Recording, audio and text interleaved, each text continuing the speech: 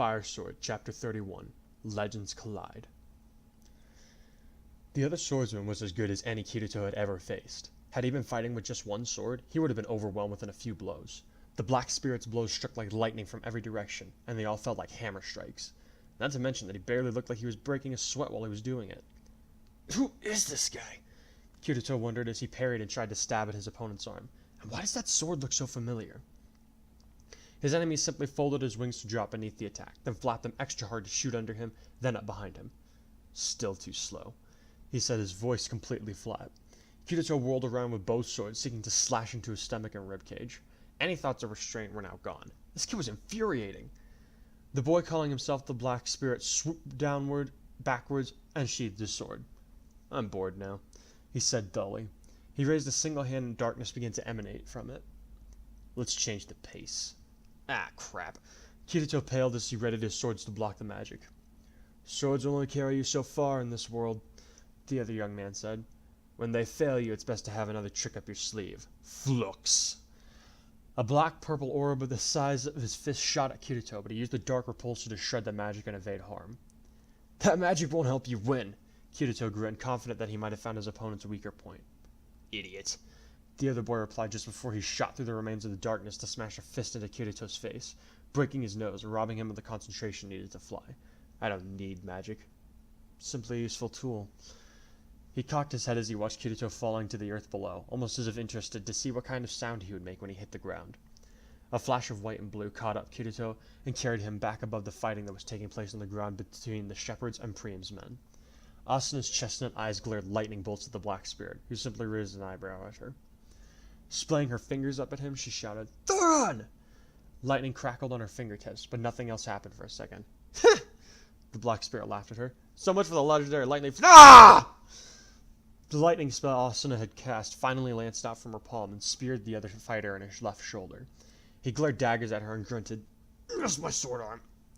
Trust me, I won't miss the second time, she snapped. Why do you have it out for Kirito? I don't have it out for him. The other black guard man shrugged.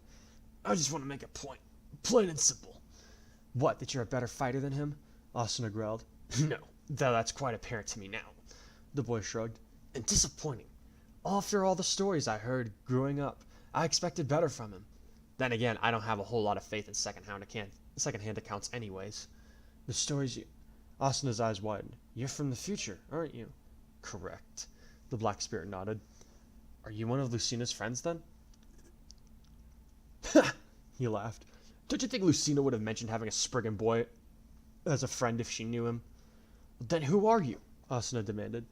To simplify things, I'm from a different future than the Paradox kids you're familiar with, the boy answered.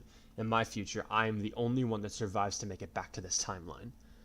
That's horror. Spare me the sap, the Black Spirit snapped. I'm not here to make friends or gain sympathy. I'm here to see that one person, and one person only, survives Grima's ascent. And how are you planning on doing that? Asuna shot back. By killing everyone but that person? No, he snarled. By showing all of you what you must become in order to take down the fell dragon, even if I have to beat it into you.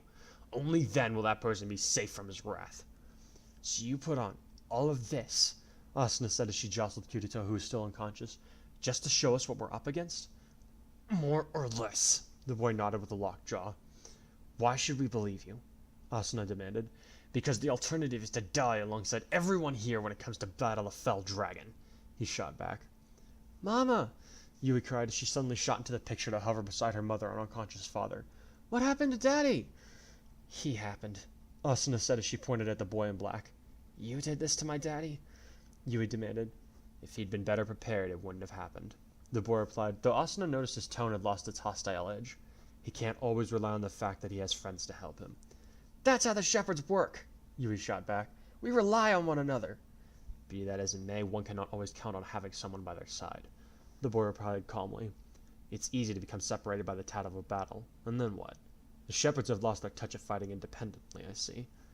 Why do you care how the shepherds fight? Yui demanded, within an ace of blasting the arrogant boy with her holy magic. He's from the future, Yui, Asuna explained. Another future where he was the only survivor. Then why is he attacking us? To see what you're capable of, he replied. I was always told that Kirito the Black Swordsman was always the mightiest of the shepherds. If that is so, you will find your strength sorely lacking when the time comes to fight the fell dragon. Kirito said thickly. Shows what you know. I'm not our strongest. Looking at his enemy through a film of reflex tears, he said, Yui is our strongest member. Are you inviting me to fight your daughter? The other boy asked slowly. Try it. Kirito chuckled weakly. Your loss. Kirito! Asuna reprimanded him sharply. It's okay, Mama. Yui said, her hands glowing white. He hurt Daddy. That means he pays for it. The black spirit grinned faintly. Let's see your power, then. Come at me, Kirigaya. The last word got Yui to halt for a second. How do you know our name? She asked. Beat me and I tell you. He said as darkness enveloped his body. Now come! Darkness fueled by the rage of my heart, come forth and strike down my enemies! Goisha! A dark sphere erupted around him and flew to strike at the little girl, who was preparing herself. Light of life eternal, grant me strength so that I may vanquish the wicked, Yui intoned. Jaisha! A beam of pure light flew from her hand to strike the center of her opponent's sphere and hold it in its tracks. Now it's a contest, the boy grunted. What is stronger, your righteousness or my... He looked down to see a pale blue blade protruding from his stomach. Looking over his shoulder, he met the black obsidian color of Kirito's eyes. His very, very angry eyes. No one, he growled as he twisted the sword in his enemy's gut, threatens my daughter. Ever. The other boy looked at Asuna, who looked just as surprised as the others that Kirito wasn't still in her grip. A wry grin touched the black spirit's mouth, even as blood leaked out from the corner of it, and his magic ceased flowing while Yui looked on with wide eyes. Looks like I underestimated your tenacity. Your tenacity, Kirito. Kirito yanked the sword out and smashed a fist into his enemy's face, sending him down towards the earth, much like he had done to him only moments ago. Blackness claimed him before he even hit the ground. He woke up tied down to a cot in the middle of the night. Looking down at his bared torso, you could see that his abdomen was bandaged with a bloody linden, indicating that he still had a hole in his stomach. He was in a tent with minimal decor, and he thought he heard two voices talking in low tones outside. Guards, he assumed. Beaten because I assumed he was going to stay down, he thought sourly. Note to self. Next time, make sure they stay down. His thoughts were interrupted when the tent flap suddenly burst open, and in strode 4 people. Crom, Robin, Kirito, and Yui. He eyed them all silently, making no movement other than his eyes, which scanned each of them to see if they were unarmed. Even so, he did not relax. You, sir, have some explaining to do, said Crom. Go jump on the demon's ankle. The black spirit replied. In response, Crom grabbed him by the throat and put his face close to the youth's. Make no mistake, he growled. You nearly killed one of my best men, and a personal friend of mine, not to mention threatening his daughter. I don't like you. In fact, the only reason you're still alive is because Yui saved you. But if you want me to go ahead and retract that kindness, by all means, keep insulting me. Killing me would be a favor, the boy said in a bored tone. I don't want to be alive. In fact, the only reason I'm here is because your daughter literally kicked me through a portal at this time. Lucina said she had never met you, Robin replied with a frown. And Asuna said you come from a different future? One where even the combined might of the shepherds and the warriors of Aincrad couldn't defeat the fell dragon. Their prisoner replied. I was meant to die alongside everyone I knew and loved, but instead, I was stuck with the duty of coming here. Why did you try to kill me then? Kirito demanded. Ha! The boy chortled even though it hurt to laugh. If I wanted to kill you, I would have stabbed you in the gut instead of punching you when we first met. No, I wanted to see your mettle in combat when faced with a less than honest opponent. One-on-one, you suck. In a group, not too shabby. Is there a point to all this, or should I just throw him in the water? Crom asked as he looked over his shoulder at his 2 technicians. I don't know. Kirito shrugged. I'm just here because Yui said she wanted to see him again. She wouldn't say why, though. I think, the girl said as she looked down closely at their prisoner. I think he won't hurt us now. And I know why he won't dare kill Daddy. Why's that? Robin asked, even as the boy's eyes widened. Because he's my little brother, she said softly. All across the shepherd's camp that night, at that moment, everyone was startled by a combination of shouts, magic explosions, and profanities. What do you mean he's your little brother? Kirito asked once he was able to dominate the conversation. How does that even begin to make sense? Spriggan wings for starters, the boy said mildly. Where else would I have gotten them? You, shut up! Kirito shouted. Then he turned back to Yui. Well? He's right about his wings, she said softly, not taking her eyes off of the boy. His sword is another giveaway. It looks like a mix of the Elucidator and the Dark Repulsor. The boy nodded when everyone looked over at him. In the future, after Kirito died, Sir Henry combined the two swords into one with magic. I always preferred one blade over two. And he has the same hair color as you, Daddy, Yui added. Not to mention his skin tone and build. He's just a bit taller than you. That doesn't make him my son, Kirito protested. There's no way I could have a kid that's a total prick, the boy said with a raised eyebrow. Sorry to disappoint you, but it's true. Kirito's eyes widened. No way. Yes way, he nodded. Crom and Robin were simply looking on in shock at the whole thing. They'd seen some of the Paradox children reveal their identities in some pretty weird ways, but they'd definitely topped all of them. Sorry, not sorry, Black Swordsman, but I'm your son. Why did you attack me? Kirito demanded. We've been over this, his son sighed. What's your name? Yui interrupted before another shouting match could ensue. Huh? Everyone in the tent looked over at her, but she kept her eyes on her brother. Your name, she repeated. What is it? Well, my nickname in the future really was the Black Spirit. Survivors seem to think that I was our father reincarnated. He shrugged. And, well, just call me Mataras. What kind of a name is that? Kirito sputtered. I'd never have come up with a weird name like that, nor would Asuna. I know.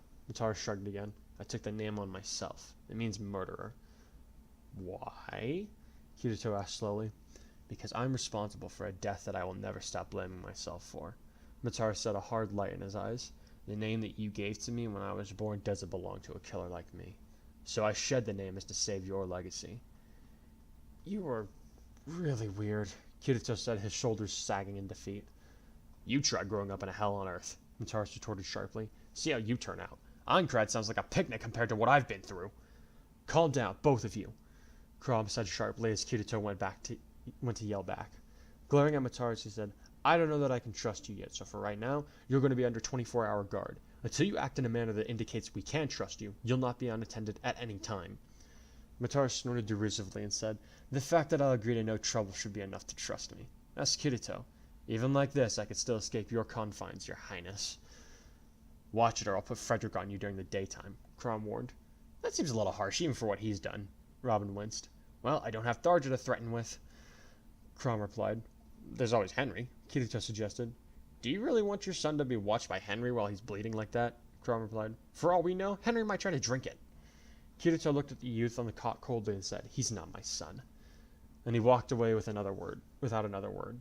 Everyone looked over at Mataras, expecting him to see on the verge of tears, or at least some kind of breakdown. The black-haired boy shrugged and said, I didn't come here to make nice anyway. Besides, my father died 15 years ago. This Kirito is just a parallel version of him. Why are you here, then? Robin asked him. And I want a straight answer this time. Don't beat around the bush. Mataras looked him straight in the eye and said, I'm here to kill Grima. And I know that the best way to do that is by showing the shepherds what will be left of them if they don't step up their game. You, Crom guessed. Aye, Mataras said firmly. A half-insane boy with nothing left but a sword on his back and memories of all his dead comrades. So hear me now, Prince Crom. If you don't complete the awakening in time, all that will be left of the world will be far worse than whatever Lucina has told you. What makes you say that? Robin asked. It's time's way of compensating, Mataras replied as he switched his dark gaze to Robin. Every time someone comes back in time to try to stack the odds in humanity's favor, the impending doom becomes worse if they fail. Then why come back? Crom asked. I told you. Your daughter kicked me through the portal, Mataras growled. I didn't want to come here, but now that I am, I have a job to do, and gods below be damned if I don't. Calm down, Yui said soothingly as she placed a small hand on her brother's stomach. Soft light spilled from her palm, assuaging the pain and forcing Mataras to relax a little bit. I think we'll take our leave now, Crom said with a frown. Yui, will you join us for dinner? Not tonight, she said as she sat beside Mataras on the cot. I'm going to stay here and keep an eye on him. All right, but be careful, Robin said cautiously. He's dangerous. Then they left without another word. Not to me, he's not, she replied, though they couldn't hear her. Turning back to him, she added, Are you? No. He shook his head. Truth be told, I was going to collapse my spell and let you strike me down. It would have been fitting. I'm the one you failed to protect, aren't I? Yui prodded. Mataras nodded, knowing there was no hiding such things from Yui. She'd always been perceptive and wise, since he had known her from infancy. It was a grim little ambush, he said quietly. What we thought was a simple squad quickly turned into a horde. I tried to fight them off, but you teleported me away when I was run through with a spear. He reached up and touched a white score on his left pectoral muscle. It missed my heart, just barely. So Lady Lisa was able to save me, but you immolated yourself by using all of your holy magic and destroying the entire army. Grima was in quite the rage after that, I'm told. I'm sorry, Yuri said as she brushed some of his bangs out of his eyes. I wish that hadn't happened to you. It's in the past. Well, my past, Mataras shrugged. I can't change that, but for the Mataras of this timeline, I can try. But you haven't been born yet, Yuri said with a slight frown. That doesn't mean I'm not around yet, Mataras said with a wicked grin, his first full smile since Yuri had met him. Wait, you mean... You told me in the future that I was conceived shortly before we met Priam, Mataras chortled. I cannot wait to see how Pops handles the news that he's about to be the father of that kid that kicked him to the curb. For some reason, Yuri found this to be funny. She began to giggle. Her brother seemed surprised, and he too began to laugh, though he wasn't entirely sure why. After a little while, they both began to laugh off of each other, and the sound of their merriment echoed through the nighttime camp. Whew.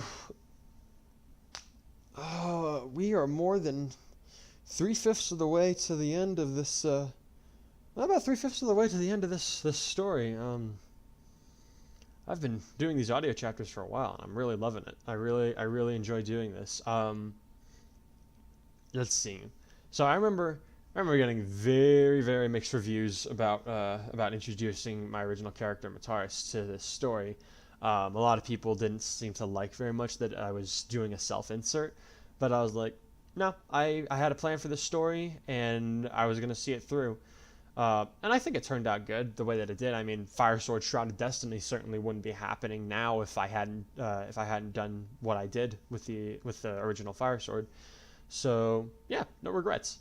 I think that's about all I have to say on this chapter. The next audio chapter, if I recall correctly, it takes place at the same time as the previous one and this one. It's kind of what the shepherds were doing while Kirito and Mataras were having their little spat. So that'll be fun to read. Let's see. Yep, that's about it. I want to say thanks to my Patreon donors, especially to Will Underwood, who is my top Patreon donor right now. It's thanks to him that I was able to get this new headset, which is allowing me to record much better audio. I don't know if you guys noticed, but the audio quality has improved a lot in the last couple of videos, as opposed to what I've been using for the last year or so, and it's all thanks to this new thing. So thank you so much for that, Will. If you guys want to get in on the Patreon donations, I really appreciate it, and if you can't, I understand completely. Nobody's made out of money. So yeah. Most importantly, I hope you guys enjoyed it, and if you also don't mind, please be sure to like, subscribe, hit that bell icon so you get the notifications when the next audio chapter is up. Please join me for my Throwback Thursday themed Sonic Adventure DX playthrough, and I will see you guys next week for the next chapter. Red Swordsman out.